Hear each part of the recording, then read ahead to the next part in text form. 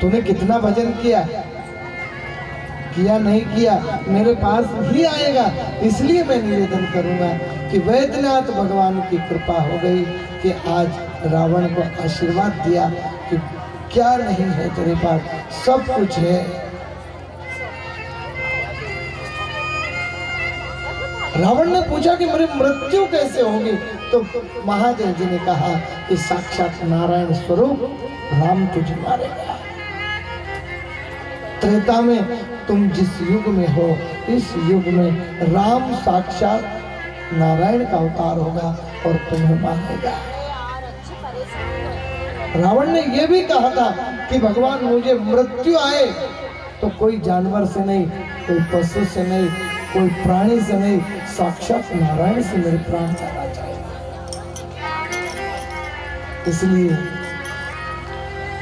ध्यान रखना कि हमारा भी आए मरण का मौका, जब मरने का मौका आए तब मैं आप लोगों से निवेदन चाहता हूं कि मेरे भाई बंधुओं, तब आए मरण का मौका कहीं हो ना जाए तो भगवान से निवेदन करना कि महादेव मैं जब प्राण छोड़ूं तब तू मेरे सामने आ। महादेव जी जब तुम्हारे सामने हो और प्राण छूट जाए तो फिर यमदूतों की ताकत नहीं कि तुमको ले जाए। यमदूत नहीं, महादेव के पार्षद आएंगे और तुम्हें ले करके जाएंगे, शिवलोक में ले जाकर के निवास करेंगे।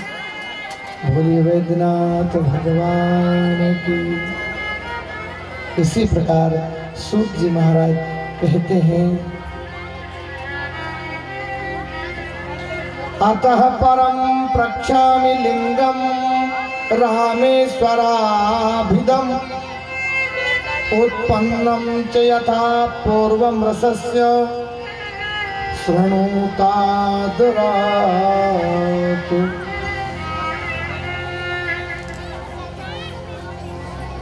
तो कभी जीवन में वैद्यनाथ की एक विशेषता बताई है कि वैद्यनाथ में जो ज्यादा बीमार रहता हो, गोलियां असर नहीं कर रही है, दवाई असर नहीं कर रही है, वो एक बार कैसे भी वैद्यनाथ महाराज के पास जाए, क्योंकि उसका नाम ही है वैद्यनाथ। सारी जो तुम्हारी समस्या है, सारी बीमारी है, जो दुख है, वो वैद्यनाथ के पास जाओ। पर जाने से पहले कौन बैठा है सामने? वैद्यनाथ के पास जाओगे तो कौन बैठा है सामने? नंदी। और नंदी के कान में जरूर कहना हो, किसी को मत कान में बोलो। पर्सनल बात किसको, कोई अपने वाले को कान में बोलते हैं ना, तो नंदी को ही कान में क्यों बोलते हैं लोग? क्योंकि महादेव की जो बात नहीं सुनेगा वो कौन सुनेगा? नंदी। और नंदी को लोग क्या करते हैं, एक कान की तरफ लगा देते हाथ और एक तरफ धीरे से बोलते। नंदी सुनता है और सुन करके महादेव को सुनाता है, और जब नंदी सुनाता है तो उसका पक्का काम हो जाता है कि आज तेरा काम हो जाएगा। तो ध्यान रखना, कोई भी तकलीफ हो जाए, बड़ी से बड़ी बीमारी हो जाए, बचने का मौका नहीं। वैद्यनाथ के नाम से त्र्यंबकम जजामहे सुगंधिम पुष्टि वर्धनम उर्वारुकमेव बंधना मृत्योर्मोक्षेयमामृतम्। महामृत्युंजय का जाप करना, भव से पार हो जाओगे। इधर भगवान राम, देखो राम का काम क्या है, राम का कर्म क्या है। राम पहले उठते जागते सवेरे सवेरे, तो सबसे पहले प्रातः काले उठे के रघुनाथ, प्रातः काले उठ के रघुनाथ, प्रातः काले उठ के रघुनाथ।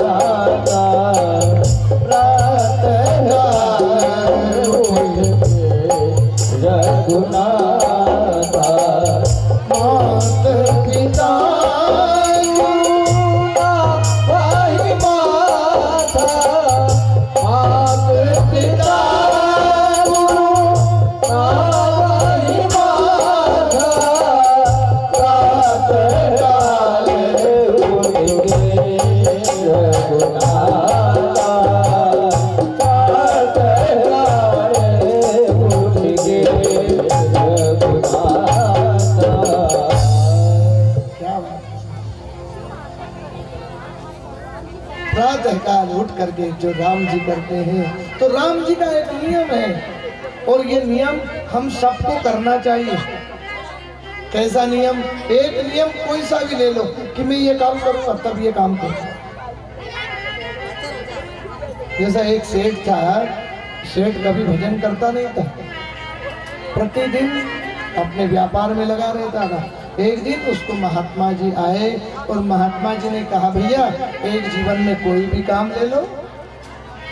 तो कौन सा काम लिया? उनके सामने एक रहता था कुम्हार,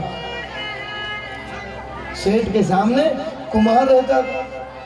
अब कुम्हार रहता था तो सेठ ने नियम ले लिया कि कुम्हार का दर्शन करके ही खाना करूंगा। अब दर्शन का अर्थ पाँव नहीं छूना, मुख देख लेना।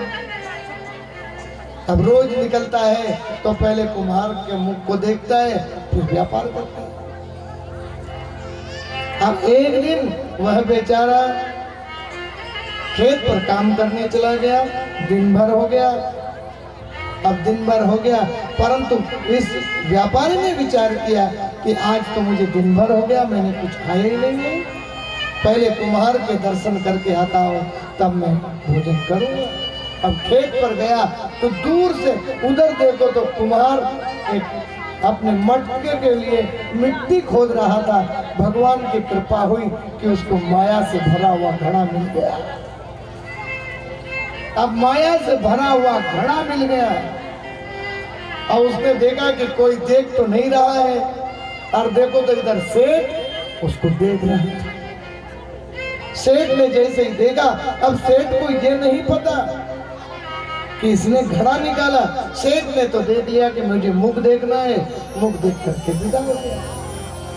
अब सेठ विदा हुए, परंतु वह कुम्हार दौड़ता दौड़ता आया, महाराज मैं तुमको आधा आधा दे दूंगा, तुम किसी को मत बताना। सेठ बोले, भैया क्या आधा आधा दे दोगे? उन्होंने कहा, मुझे धन का घड़ा मिल गया। देखो, सेठ कहता है कि धन्य है रे महात्मा, तूने एक नियम बनाया और उस नियम से तूने मुझे परमात्मा की कृपा प्राप्त करा दी। तो एक नियम जीवन में होना चाहिए। हम एक नियम बना लो कि अब राम जी का एक नियम है, जब तक महादेव के दर्शन नहीं करूंगा तब तक भोजन नहीं करूंगा। प्रतिदिन ओम नमः शिवाय उठाई बिलपत्र चढ़ाए।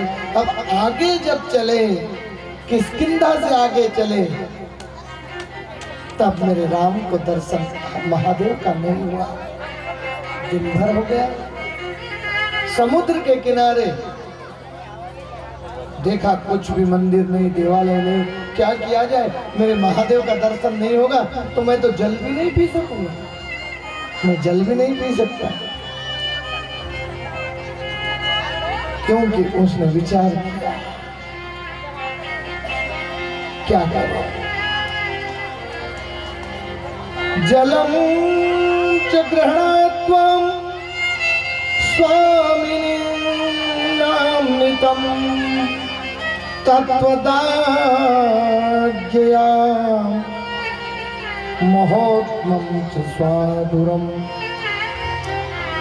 शीतलम प्राणतर्पणम। जब तक जल नहीं मिलेगा, चाहे मेरे प्राण छूट जाए, मैं प्राणों का तर्पण कर दूंगा। कितना बड़ा संकल्प है। हमने अपने जीवन में सभी मातृशक्ति, सभी भाई बंधु बैठ करके ये जरूर विचार करना कि जीवन में एक लक्ष्य बना लो, एक नियम बना लो। मैं ये